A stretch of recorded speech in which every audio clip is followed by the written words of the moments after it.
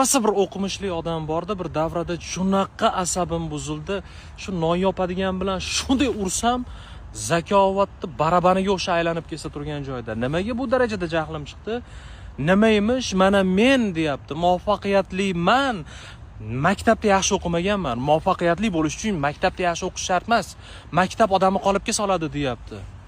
Keyin men aytayapman. Muvaffaqiyatini pul bilan o'lchayaptimi? Pul topish bu chegara.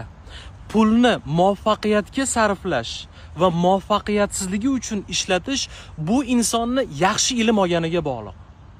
Maktabdagi har bitta fan insonni pulini to'g'ri ishlatishga o'rgatadi desam ishonasizlarmi? Botanikani yaxshi o'qigan bola shu sariq ochiladigan momaqopda puf desa uchadigan urug'i uni tarqalishiga va insonlarga xizmat qilishini biladi.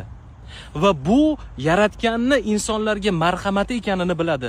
Bitta momaqop orqali Robbisini taniydi. Odam anatomiyasini yaxshi o'qisa, 80-70% suvdan iboratligini, agar suv 100% bo'lib kelsa ham me'yor buzilishini, 40% bo'lib kelsa ham me'yor buzilishini biladi va bizni shunday yaratgan kim degan savolga javob topadi albatta. Agar ximiyani yaxshi o'qisa, havo tarkibidagi 21% kislorod 100% bo'lib ketganda nima bo'lardi? Insonlar kiyim yechayotganda chiqadigan chisiragan iskradan yonib ketgan bo'lardi.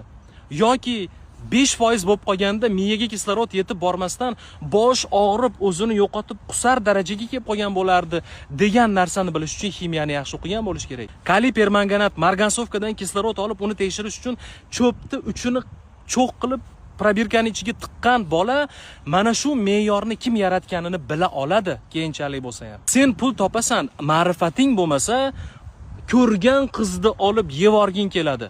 Fohishama-fohisha yurasan, uni kamsitasan, kibrlanasan, men qilyapman deysan. Bu pul topding va muvaffaqiyatli bo'lding degani emas, aslida pul topib muvaffaqiyatsizlikka uchrading degani.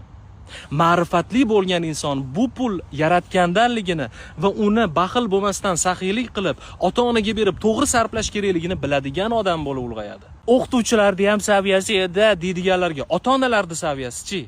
Ota-onalar bolasi maktabdan kelganda bugun botanikadan nimani o'tding bolam? Zoologiyadan. O'rdeklarmi? Qara, o'rdekni dumida yog'i bor ekan.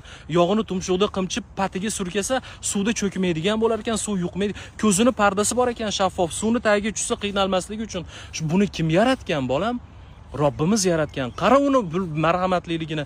Hamma narsa insonlarga xizmat qilyapti-ya, deydigan darajada bo'lish kerak. Men muvaffaqiyatliman, ilm olmaganman deydiganlarni umuman hurmat qilmanglar. Meni ham hurmat qilmanglar, chunki men ham ko'p ilmlarni bilmayman va bunga amalan bilganlarimga ham kezi kelganda amal qilaman. Qadringiz va qaddingiz baland bo'lsin.